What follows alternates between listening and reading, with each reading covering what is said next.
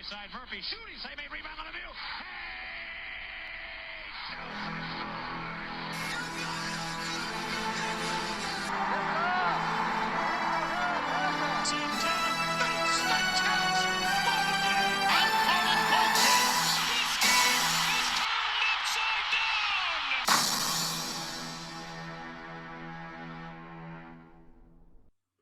Hey everyone, this is Casey. You're watching the Red River Duckwind All Sports Network. First want to say a happy new year to all of you. We are finally in 2026. Of course, we already had some chaos this year in football. Of course, in college football, we had the college football playoff quarterfinals. And then coming up tomorrow, we have week 18 of the 2025 NFL season. It's the final week of the regular season. Two more playoff spots have yet to be clinched, and they're both going to be division champions. Two more teams are yet to be eliminated. And of course, there's a whole lot of seeding shifting that has to go around because so far only one seed is clinched, and that's Green Bay being the 7th seed in the NFC again. But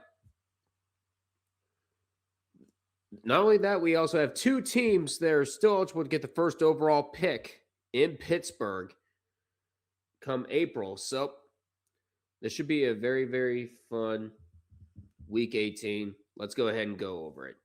Now, I'm going to treat this differently than all my other prediction videos. We're going to start from the bottom and then go our way upwards. We're going to start with the first overall pick, do the games that kind of don't, and then do the games that kind of don't matter. And then we'll get to the big games, the ones with clinching scenarios. But let's go ahead and get started.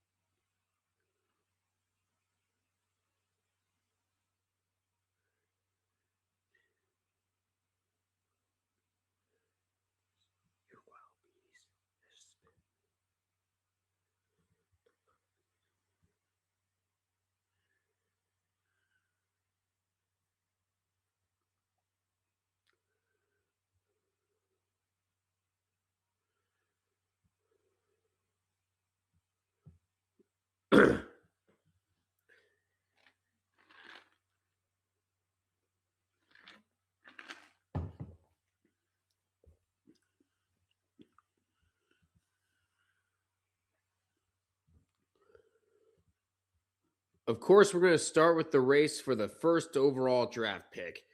For Las Vegas, if they lose, they get it. If the Giants win, they get it. 3 or more losses from either Chicago, Atlanta, Seattle, and Cleveland, then they get it. For the Giants, they have a more complicated path. If they lose and Vegas wins, plus about 2 losses from either Detroit, New Orleans, San Francisco, or Cincinnati, then the Giants get that spot. We're going to start off with the Raiders. They are taking on the Kansas City Chiefs. Now, the Chiefs did not win, but they did give the Broncos all they could handle in a game that was expected to be a blowout. The defense came up with a monster effort during the first half where the Chiefs held the Broncos out of the end zone. Chris Olave was making his first career NFL start, and he did look solid at times, but he eventually got overwhelmed by a Broncos defense that held the Chiefs to just 60 yards in the second half. If this was Travis Kelce's final home game, the Chiefs definitely went down swinging.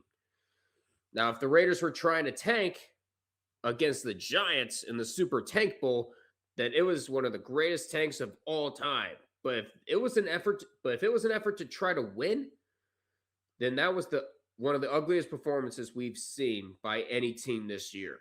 Either way, the Raiders were bad. The offense, bad. Defense, bad. Special teams, bad, as the Giants return a kickoff for a touchdown in the second half, with Deontay Banks actually making himself useful. But now the Raiders have it in their grasp. The 2026 first overall pick. And I think they're going to let that slip through their fingers for now. I'm going to say that the Raiders somehow screw up their tank by taking down Kansas City. And as for the Giants, they are hosting the Dallas Cowboys over in MetLife Stadium. The Cowboys made a statement by scoring a touchdown in each of their first 3 possessions, and then they coasted to a win from there against the Commanders on Christmas Day. The Commanders beat up on Dak Prescott, who ended up getting sacked 6 times, but he still managed to throw for over 300 yards. And they also got a surprising performance from Malik Davis, who ran for 103 yards and after not topping 50 yards in a single game all season. And if the Cowboys proved one thing this year, is that they know how to beat up on NFC East teams. However, you can beat up on NFC East teams all you want. It still doesn't get you, but that alone doesn't get you into the playoffs when you go 3-7-1 against everyone else. As for the Giants, they absolutely dominated the game, especially in the trenches.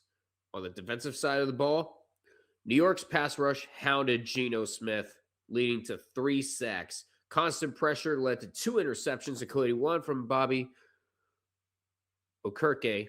I apologize if I butcher it. And that set up a short touchdown drive in the very first half.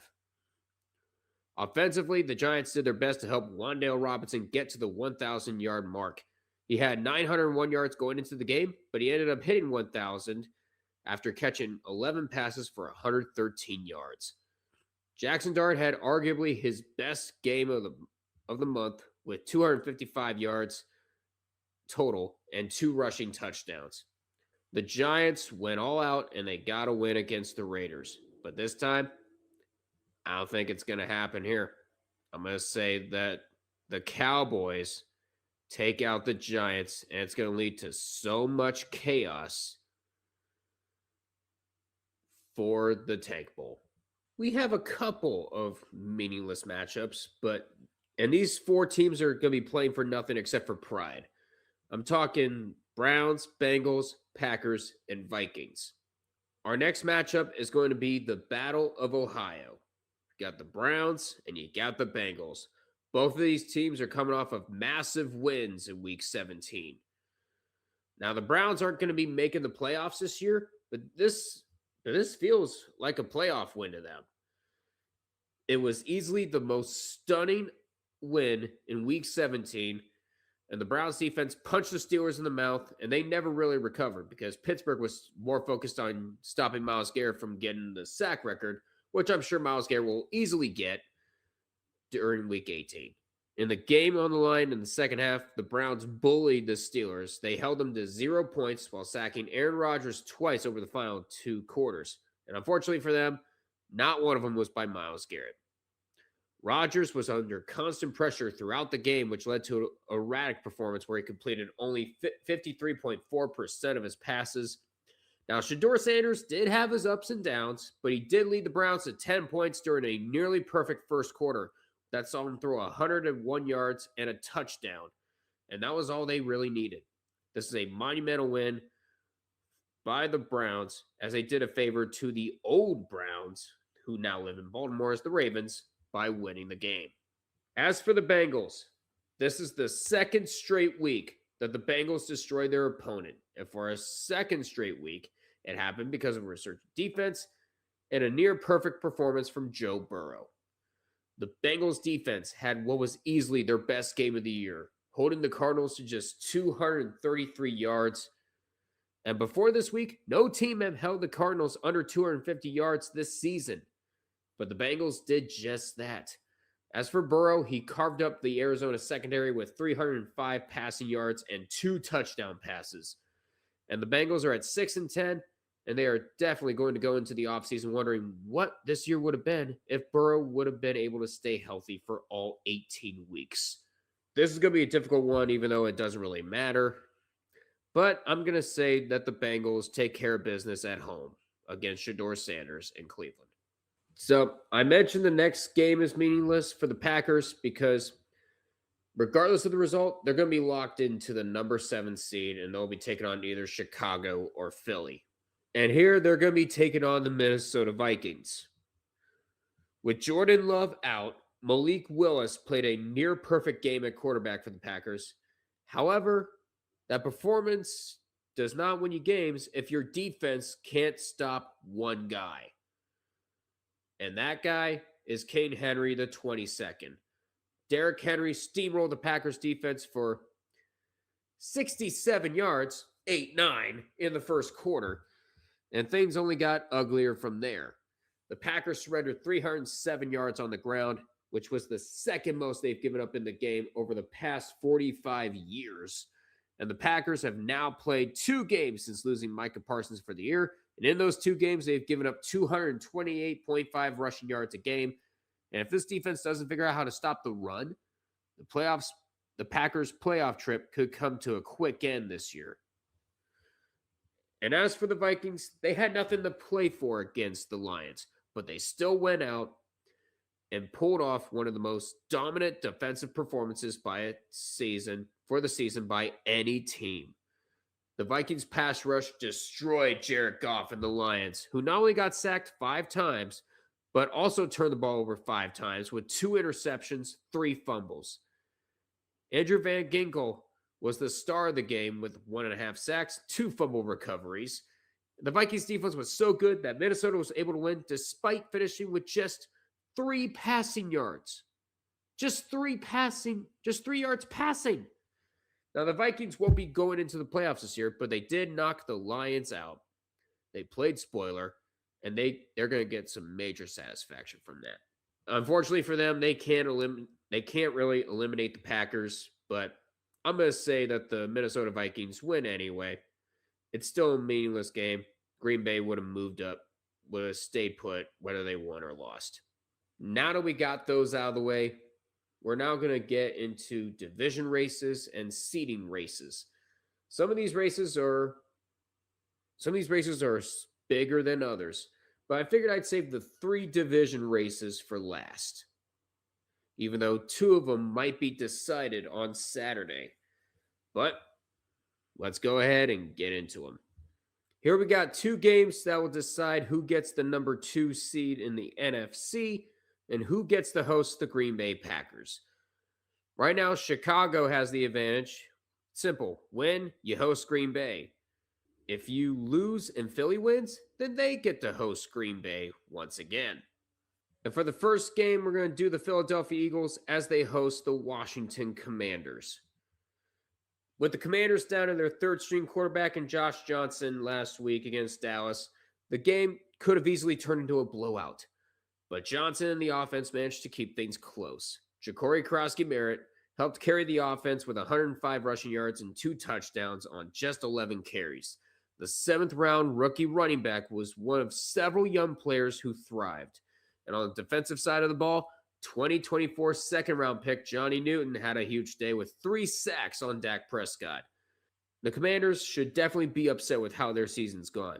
But if players like Newton and Krosky-Merritt keep playing like this, then the Commanders' future will be so very bright.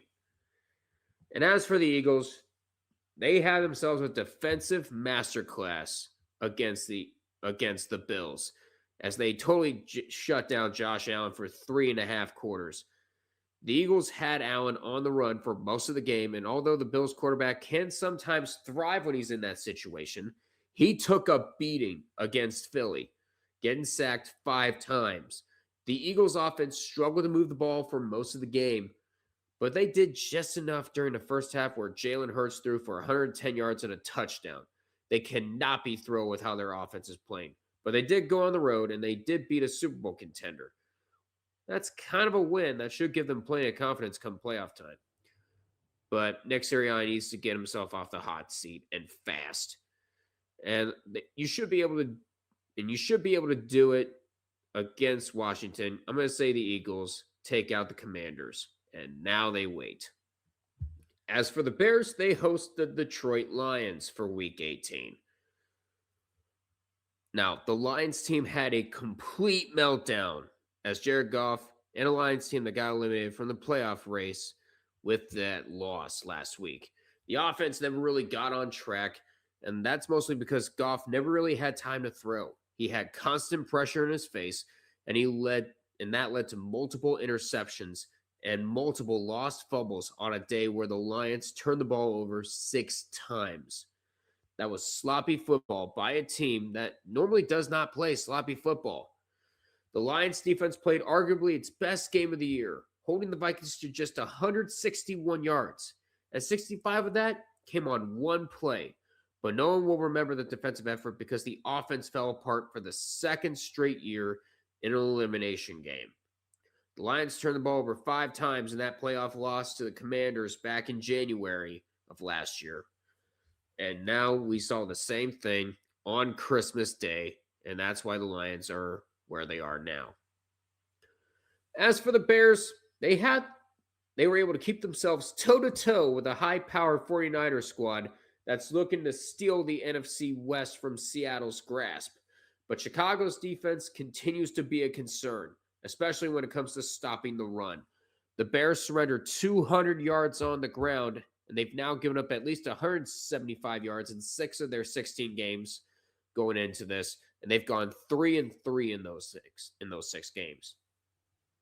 The defense got torched for nearly 500 yards, but the Bears still almost won thanks to an offense that's absolutely found their rhythm. Even without Romeo Dunze, Williams seems to find a new favorite receiver every week. And this week, it was rookie Luther Burden. I'm hoping he is okay because that was a brutal way to go down at the end of the game. Who went off for a career-high 138 yards on just 8 catches. Williams threw for 330 yards, and that number could have been higher if not for a few drops and a few errant throws. But the Bears have proven all season that they can play with the best teams in the NFC. And with their offense playing at such a high level, they could be a dangerous team come playoff time as long as their defense can make a stop or two. And I think they should be able to finish off the Lions season. I'm going to say Chicago takes the number 2 seed, and they get to host Green Bay in the wild card round. We're only going to go over one game right now for the wild card races in the AFC, but it's just one big jigsaw puzzle because there's a whole lot of teams and there's going to be a whole lot of shifting that goes on during this. Because even Jacksonville sitting at 12-4 right now, even at 12-5, they could fall to the number 7 seed. Like we said before, the AFC is wide open. But we're only going to focus on one game, and that's the Jets and the Bills, because the Bills cannot win the AFC East, so we don't have to worry about that race. That's already clinched by New England. But I'm sure Buffalo does not want to go back to New England this time with their season on the line. So they're going to try to take care of business against the Jets. Like, there's tanking, and then there's losing so badly that everybody and their mother, brother, sister, and father deserves to be fired. The Jets pulled off that second option to a T on Sunday against New England. And this was an embarrassing loss to a division rival that was so bad, it should have Jets ownership seriously thinking about whether to bring Aaron Glenn back for another year. Like, do you guys want to keep tanking? Are you tanking, or are you legitimately that bad? And then there's the Bills. They struggled for 3 quarters, but then, here I come to save the day. Josh Allen put on his Superman cape in the 4th quarter, but it still wasn't enough. Allen threw for 102 yards and ran for 2 touchdowns in the final quarter, but he came up one play short when he missed a wide-open Khalil Shakir on what would have been a game-winning 2-point conversion. Allen's late-game heroics were needed because Buffalo struggled to move the ball for the first 3 quarters.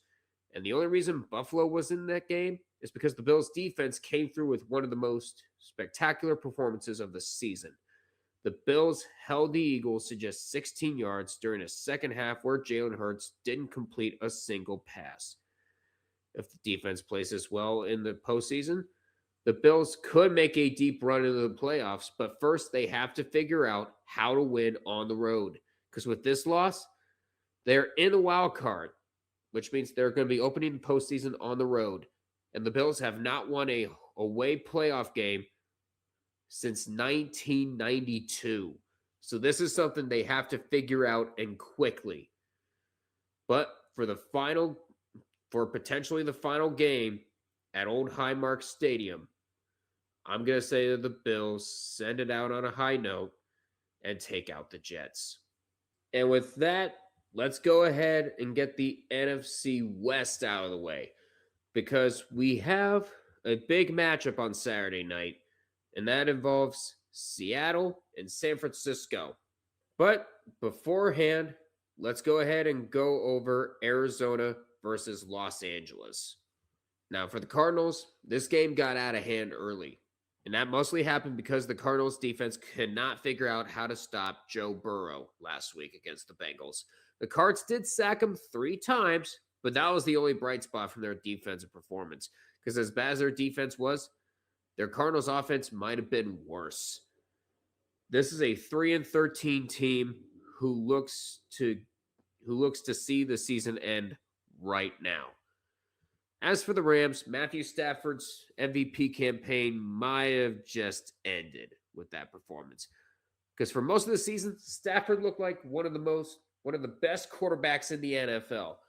And then in this one game, he looked mortal.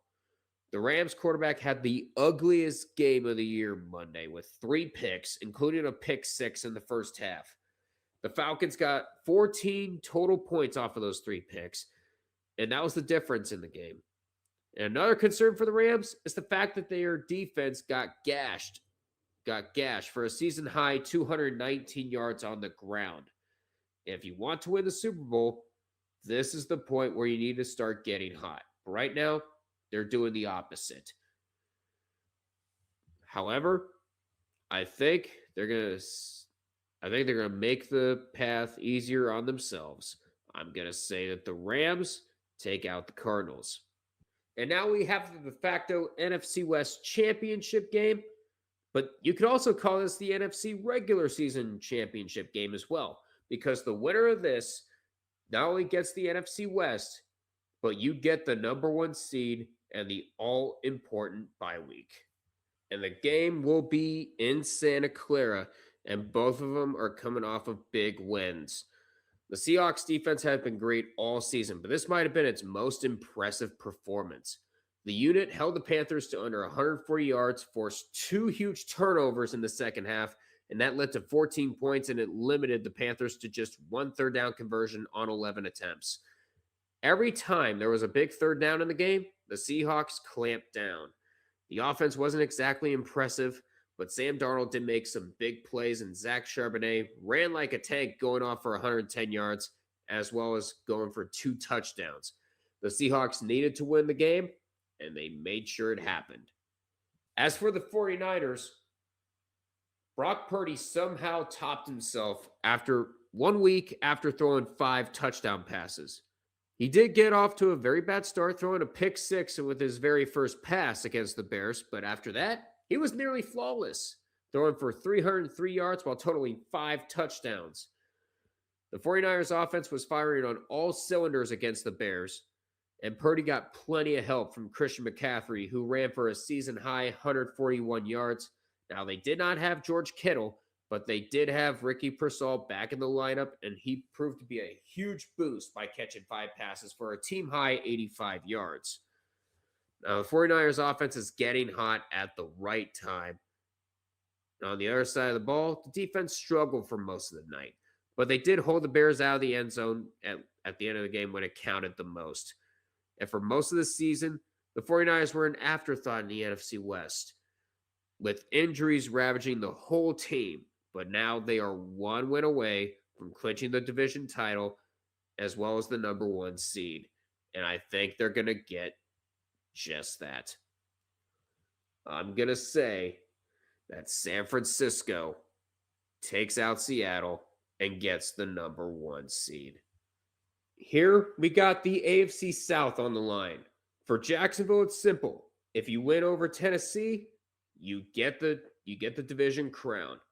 And for Houston, a win over Indy plus a Jacksonville loss, and you get the division. So, of course, we're going to start with the Colts taking on the Texans. Now, if this was indeed Philip Rivers' final start with the Colts, then it was a wild ride. Because in their game against Jacksonville, Rivers looked unstoppable early, completing 7 of his first 11 passes for 59 yards while leading Indy on 2 straight scoring drives to open the game. But after that, the 44-year-old quarterback ran out of pixie dust, especially during crunch time in the fourth quarter, a period where the Colts totaled just 60 yards. The Rivers story was a fun one, but the reality is the Colts have a lot of question marks going forward. Starting 8-2, and then this big collapse to end the year. And as for the Texans defense has been carrying this team for most of the season, and it was the offense that made the early statement. C.J. Stroud opened the game with 2 long touchdown passes on Houston's first 2 possessions, a 75-yarder to Jaden Higgins and a 43-yarder to Jalen Noel. And if you spot the Texans defense a 14-0 lead, chances are you're going to win almost every time. And although the offense did struggle after those initial scores, including 2 picks by Stroud, the defense took over. The pass rush harassed Justin Herbert to the tune of 5 sacks, with 2 of those coming from Derek Barnett. And the defense also got hot with a big play from Aziz Al-Shaair, who came up with a big pick at the goal line. And the Texans are now 10-0 when they score 20 points or more. And that tells you everything you need to know about this team. Because this defense is good enough to carry Houston deep into the postseason as long as the offense produces 1 or 2 scores. And with that being said, I'm going to say Houston finishes the job. I'm going to say the Texans take out the Colts. And now they wait for Jacksonville. And for Jacksonville, they host the Titans. Both of them are playing at home. I should have mentioned that. Now, it's been a long season for the Titans, but at least their rookie class has shown some promise, because Tennessee had multiple rookies who were impressive this year, especially against the Saints, with Cam Ward, Shamir Dyke, and Alec Eilmanor. Dyke had possibly the biggest surprise of any rookie in the NFL this season. With 102 all-purpose yards, Dyke now has 2,371 yards on the year, and that broke Tim Brown's rookie record. As for Cam Ward, there was a lot to like. He made several eye-popping plays, but there was also several rookie mistakes, including losing a fumble that New Orleans returned for a touchdown. As for Eilmanor, he had a career-high 4 catches. These are the building blocks that the Titans should have in place for a bright future. But there are some holes to fill, and how they fill those holes will determine whether this team is able to turn things around. If they do, you got a dangerous team in Nashville. As for the Jaguars, they almost gave the game away, but their defense did not let that happen. The defense had a dominant fourth quarter that included 2 interceptions, a forced 3-and-out, and a 4th down stop. Jarian Jones saved the day when he picked off Philip Rivers in the fourth quarter to set up Cam Little's go-ahead field goal. And offensively, the Jags were solid, but they were nowhere close to perfect. Because not only did they turn the ball over twice, but they struggled during a fourth quarter where they had multiple chances to put the game away. And with the defense playing at such a high level, they should have plenty of confidence going into this game. Do I think they're going to be clinching the AFC South title? The answer is yes. I'm going to say Jacksonville takes out Tennessee. And now let's get to the number 1 seed in the AFC. For Denver, it's simple. Win and you get it. If not, you're going to have to rely on both the Patriots and the Jaguars losing. And for the Patriots, it's even simpler. Win and pray to God that Denver loses. For Jacksonville, if you win, if you want the number one seed, you better hope that both the Broncos and the Patriots lose. To start, we got the Miami Dolphins taking on the New England Patriots.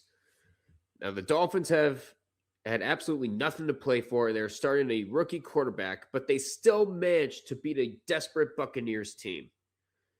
In only his second start, Quinn Ewers was on fire to start the game, completing 66.7% of his passes. Once again, 8-9. For 144 yards and 2 touchdowns in the first half. And with the offense staking the Dolphins to an early lead, the defense did the rest. Miami's pass rush kept constant pressure on Baker Mayfield, and that led to 3 sacks, 2 interceptions, and a strip sack by Bradley Chubb, who had 2 sacks in this game. Because not only did the Dolphins win, but several young players also came up with key contributions, including 2024 second-round pick Jalen Wright, who had 5 carries for 56 yards, and the undrafted free agent Theo Weiss, who caught a 63-yard touchdown. The Dolphins are at 7-9, and they're looking to destroy the tank even further. As a matter of fact, they're not even going to be tanking. They're just playing for pride. And now they're taking on New England, because with the MVP race going down to the wire, they had themselves a statement game by Drake May, and he had one of the most efficient games by any quarterback in NFL history. He completed 90.1% of his passes for 254 yards and 5 touchdowns, making him the first quarterback in NFL history to finish a game with at least 250 passing yards, at least 5 touchdown passes, and a completion percentage above 90%. Sure, it may have been against the Jets, but nobody had done it in the NFL before, regardless of what team this was. The most impressive part about May's performance is that it may have been the fact that he threw his 5 touchdown passes to 5 different receivers. If May keeps playing like this, the Patriots are going to be a deep threat into the postseason. And with the win, the Patriots are still alive to earn the number 1 seed in the AFC. But do I think it's going to happen? I'm going to say Week 18 chaos is going to rear its ugly head here. I'm going to say that the Dolphins take out New England. Why? Because chaos. And now it's Los Angeles, the Chargers taking on the Broncos.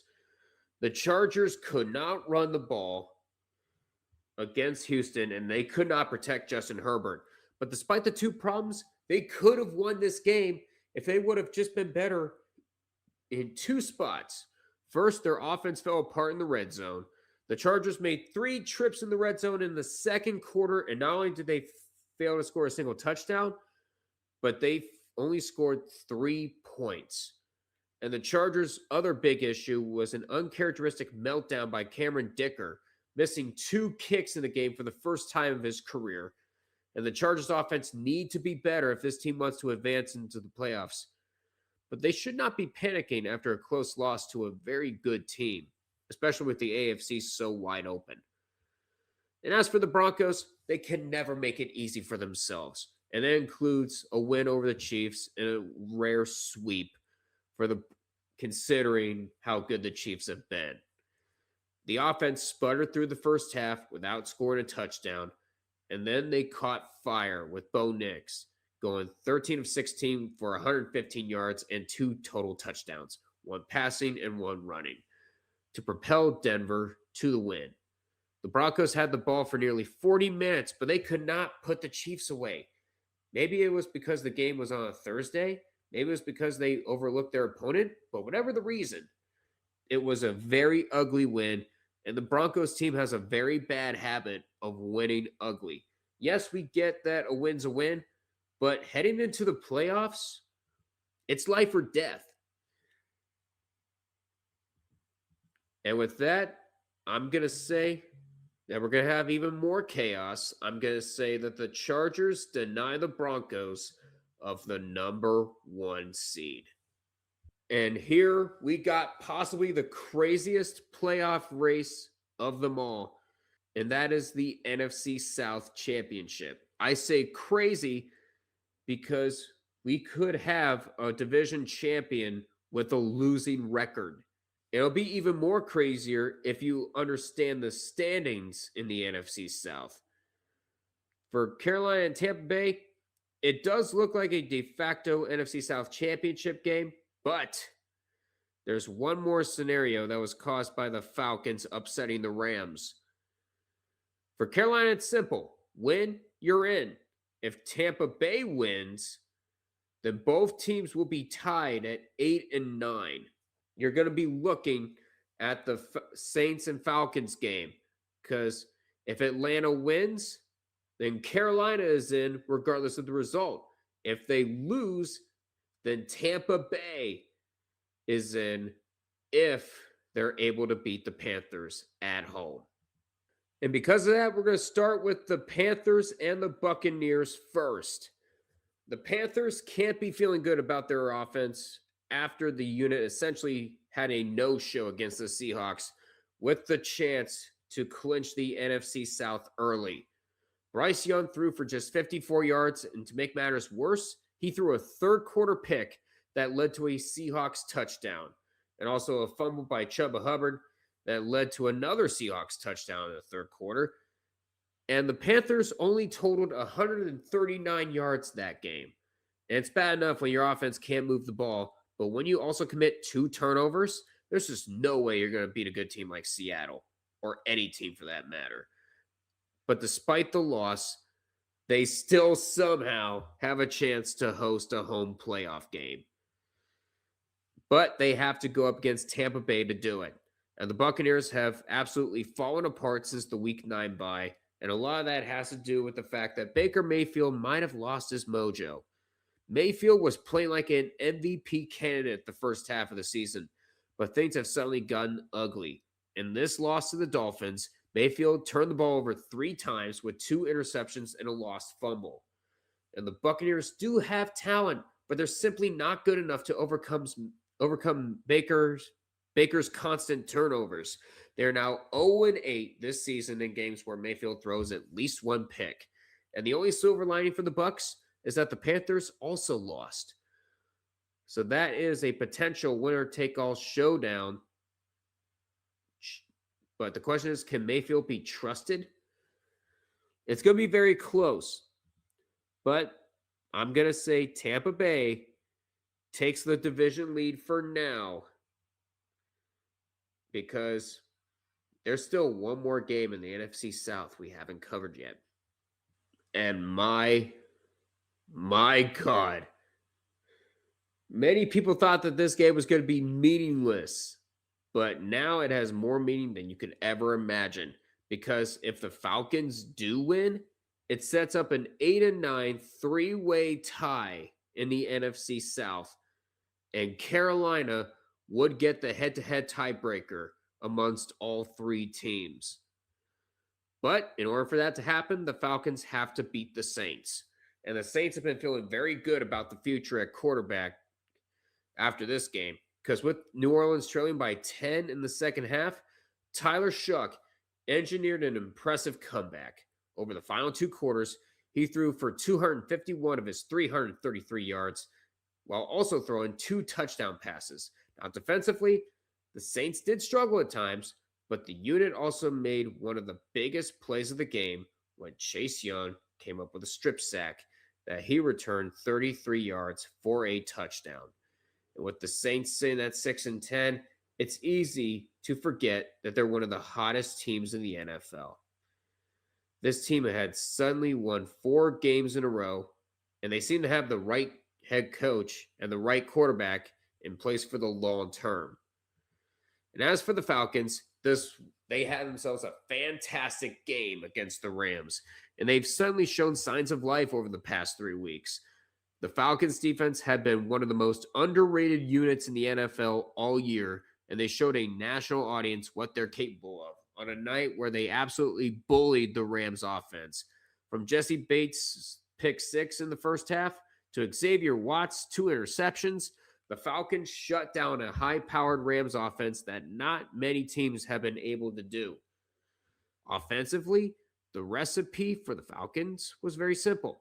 Give the ball to Bijan, because Bijan Robinson ran for 195 yards, including a 93-yard touchdown in the first half that set the franchise record for the longest touchdown run. And ever since the Falcons got eliminated from the playoffs, they've looked like one of the best teams in the NFL. It is too little, too late at this point, but you can still cause so much chaos in this league. And I think there's a whole lot of chaos yet to be caused. I'm going to say Atlanta wins the NFC South for the Carolina Panthers. So now, here we are. Sunday Night Football, the de facto AFC North Championship game. Baltimore, Pittsburgh at Acrisure Stadium. It's either win or you go home.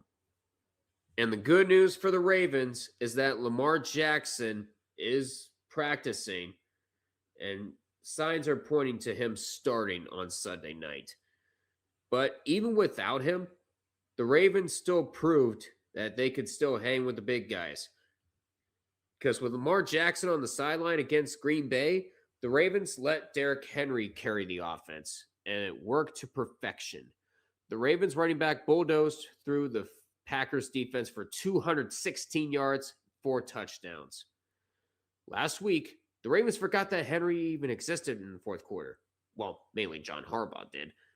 But this week, he was a key part of their offensive game plan.